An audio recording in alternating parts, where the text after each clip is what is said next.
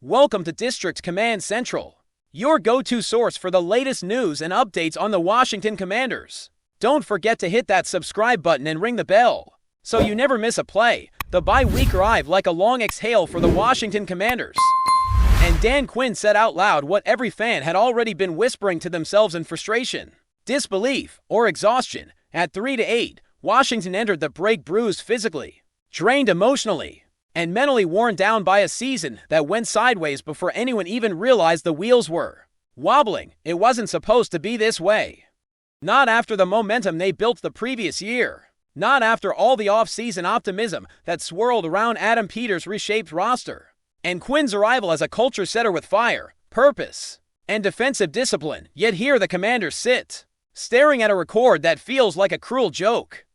Wondering how a campaign with promise dissolved into a grind defined by unlucky moments and unmet expectations. Quinn didn't sugarcoat any of it. He didn't hide behind cliches or pretend that everything was fine. Instead, he stepped to the podium, gave that long, reflective breath that coaches give when they know they're addressing a reality no one wants to admit, and acknowledged that the bye week arrived at exactly the right time. His tone wasn't defeated. It wasn't cynical, it was honest, almost refreshingly so. He talked about the toll the first 11 games had taken, not just on the team but on the spirit of the entire building. He spoke about the physical wear, the mental fog, the emotional fatigue that inevitably shows up when a season becomes more about survival than celebration. And in that moment, it felt like he was speaking directly to the fans who were watching from home, shaking their heads, wondering how everything unraveled this quickly. Sometimes a bye week is just a break in the schedule. Other times it's a collective need for air, a moment to step away before the disappointment becomes suffocating. Quinn made it clear that this was the latter. He told his players to use the week to reset, to replenish, to mentally get away so they could come back with the energy and focus that slipped away somewhere around week 4. He insisted that what matters now is not the record, not the narrative, not the speculation swirling around social media, but simply the next step forward. What's next? He emphasized, not what went wrong, not where they might finish, just the next stretch of grass in front of them. That mindset resonated because the truth is that Commanders fans needed that reset. As much as anyone else, you could feel it through their messages, their reactions, their tweets, their tired jokes about draft position. This wasn't a fan base that quit, but it was a fan base that had been drained. You can only take so many injuries, so many stalled drives, so many defensive breakdowns before you start quietly circling the offseason on your calendar like it's a holiday. And when a season derails early, the emotional toll is different. It's not anger, it's erosion. The energy just fades. But Quinn hasn't faded. He's not wired for surrender. He's stubborn in a way successful coaches often are, focused on growth. Even when the scoreboard refuses to cooperate, he knows the final 6 games won't be easy. They rarely are. When you're out of the playoff picture and trying to evaluate talent while also trying to stay competitive on Sundays, but the stretch ahead matters more than outsiders realize. These games are auditions, they're evaluations, they're data points for Peters as he begins shaping what could be one of the most critical off-seasons of the franchise's modern history. The Commanders aren't trying to stumble across the finish line. They're trying to squeeze every last bit of insight from this roster before the decisions of March and April arrive. And in that sense, the bye week becomes less of a pause and more of a halftime speech for the entire organization. Of course, lurking beneath all of this is one glaring issue that has become impossible to ignore: the defense. Specifically the young defensive backs who were supposed to symbolize the new, smarter, more analytical version of Washington's roster construction.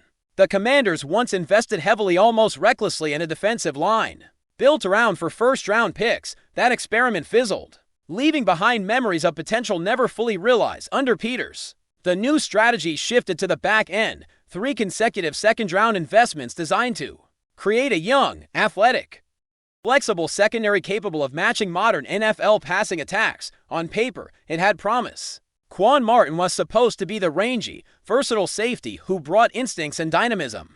Mike Sane Ristel arrived with the reputation of being one of the smartest slot defenders in college football. Trey Amos was the long, fluid outside corner, meant to develop into a steady press presence. Together, they were meant to form the bones of a rebuilt secondary, the budget-conscious version of what Washington once attempted. with its defensive line, but on the field, the results have been rougher than anyone could have predicted, not just disappointing ugly. The injuries certainly haven't helped. Losing Will Harris was a bigger blow than many realized at the time. Marshon Lattimore, the seasoned veteran meant to stabilize the cornerback room, barely had time to knock off the rust from his previous injury before suffering another devastating ACL tear. If this really is the end of his Washington run, it ends in a way no one wanted. Add to that the pass rush that never materialized, made worse by Dorrance Armstrong Jr.'s injury, and the decision not to replace Dante Fowler Jr., and it becomes clear that the defensive backs have been stranded in coverage far too often. But even with those caveats, the performances simply haven't matched the expectations. The metrics reinforce the eye test: poor coverage efficiency, alarming missed tackles, and bottom-tier league rankings that paint a picture of a group struggling to execute even the basic responsibilities of the scheme. Amos flashed early but crashed hard. Martin's inconsistency has been an ongoing theme. Saint Steele looks like a player trying to regain his 2024 rhythm while fighting through a confidence dip. And when all three of your young foundational players falter simultaneously, it shifts the entire defensive trajectory. This creates a complicated ripple effect because Peters invested real capital in these players, and Quinn's defensive vision relies heavily on the secondary being technically sound and assignment sure. If this stretch of subpar play is just a blip, then Washington can regroup and build around them. But if this is who they truly are at the NFL level, then the defense needs more than tweaks, it needs a reboot. And with no hidden gems waiting quietly in the depth chart, the pressure intensifies on evaluation, development, and possibly another round of investment. That's why these final 6 games matter so much more than the standings reflect.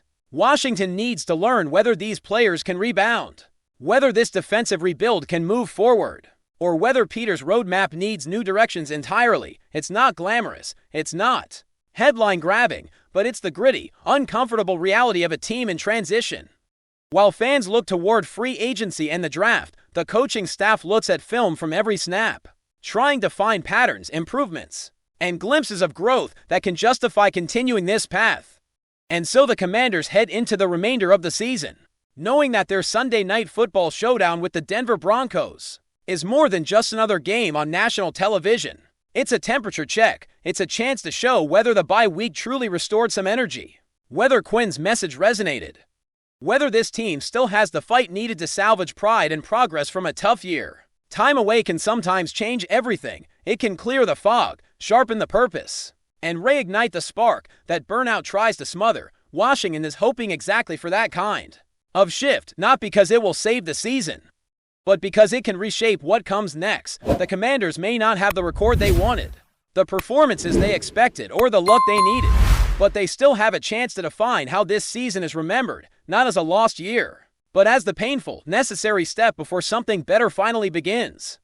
And if Dan Quinn's words carry the weight they seem to, this team should return from the bye with sharper focus, cleaner execution, and maybe even a little renewed belief, because belief, even in a difficult season, is often where the turnaround truly begins. If you're enjoying the coverage, make sure to smash that like button and drop a comment with your thoughts on the Commanders' latest moves. We want to hear from you. Hold on to your seats, because what just happened in the NFL world might just be the biggest shakeup of the offseason so far in what can only be described as a shocking turn of events. CeeDee Lamb, the electrifying wide receiver who has been the crown jewel of the Dallas Cowboys offense, is officially signing with the Washington Commanders. Yes, you heard that right. Lamb, the guy who has been tearing defenses apart in Dallas, is now headed to Washington. And if you're a Cowboys fan, well, let's just say the air might be a little thinner in Texas right now. The move is sending ripples across the league, from social media fans debating every possible trade rumor to analysts scrambling to revise their predictions for the NFC East and beyond. It's one of those moments where you just lean back and think, wait, did that really just happen? Because, honestly, this feels like a bold, almost cinematic twist straight out of a sports drama. There's no denying it. CeeDee Lamb has been one of the most explosive receivers in the league, a player who can turn a routine play into a jaw-dropping highlight in an instant. His ability to read defenses, break tackles, and sprint past cornerbacks is virtually unparalleled. And that's exactly why his move to the Commanders is generating this enormous buzz.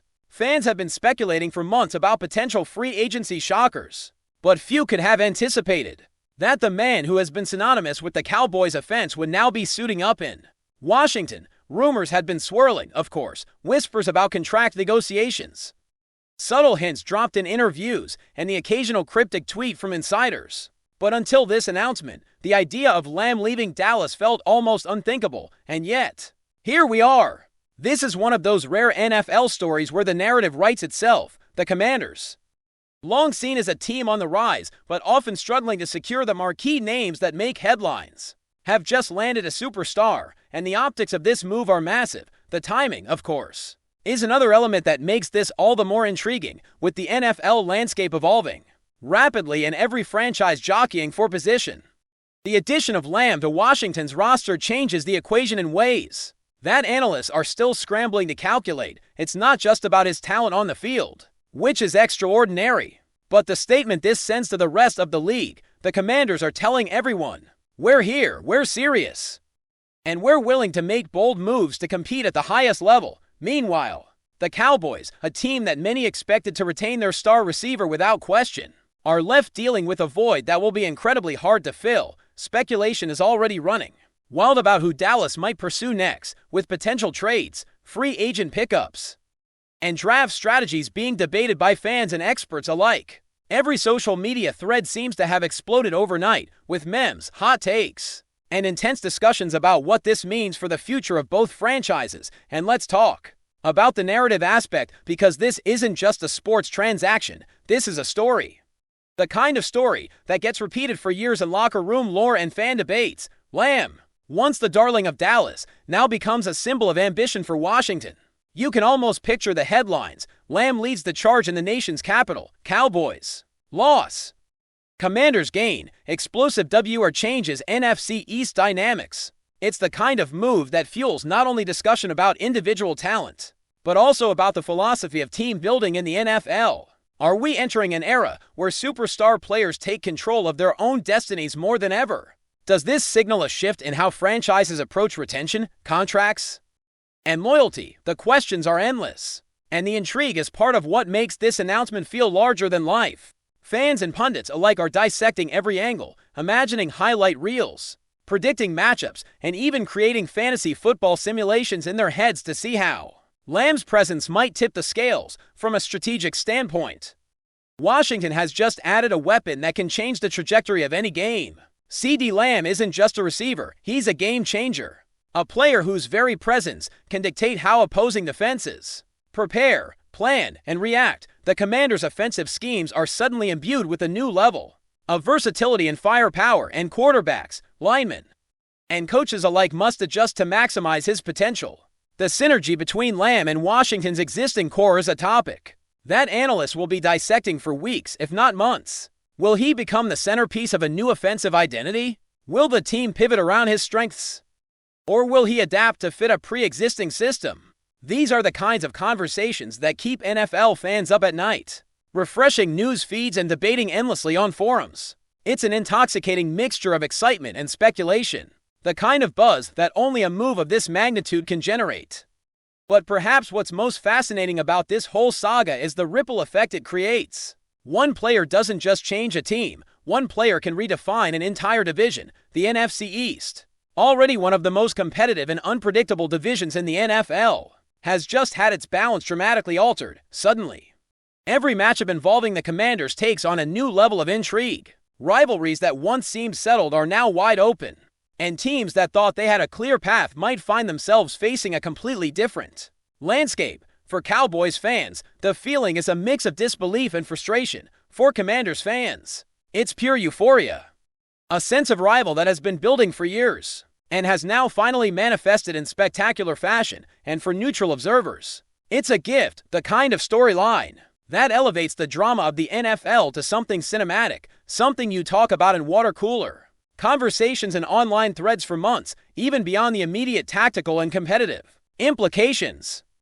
This move has cultural and emotional resonance. Lamb has been more than a player. He's been a figure, a personality that fans connect with, a highlight machine whose name evokes instant excitement. His departure from Dallas marks the end of an era, while his arrival in Washington signals the beginning of something potentially historic. Social media reactions capture this perfectly: disbelief, admiration, speculation, and a touch of humor all rolled into one viral storm. Memes abound.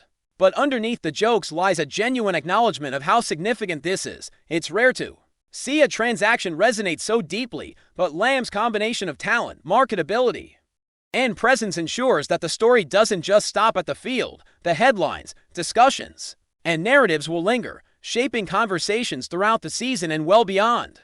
And let's not forget the psychological angle. For Lamb himself, this is a massive step, a chance to redefine his career, assert his influence, and embrace a new challenge in a different environment. Every player faces pivotal moments like this, but few have the platform, skill set, and visibility to make such a seismic shift.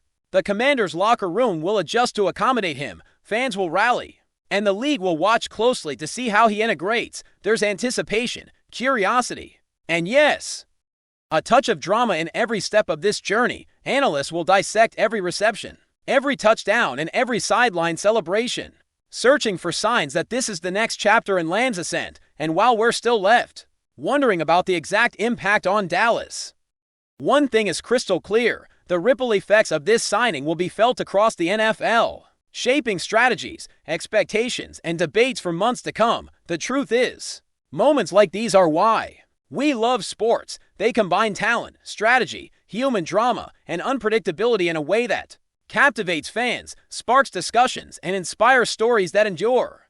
CeeDee Lamb to the Commanders isn't just a transaction, it's a narrative, a plot twist, a conversation starter, and a cultural touchstone. Whether you're analyzing roots, debating fantasy value, or just reveling in the shock of it all, it's impossible to ignore. This is a story that will be told in highlight reels, in podcasts, in barroom debates, and in social media threads for years. And as the NFL continues to evolve, this move serves as a reminder that nothing is guaranteed, that stars can shift allegiances, and that the game is always alive with surprises. For the Commanders, the acquisition of Lamb could be the beginning of a new era. For the Cowboys, it's a challenge and a call to reimagine their future. And for the rest of the league, it's a vivid illustration of how one player, one decision, can create waves that are felt far and wide, reshaping expectations, strategies, and the very stories that make the NFL so endlessly fascinating.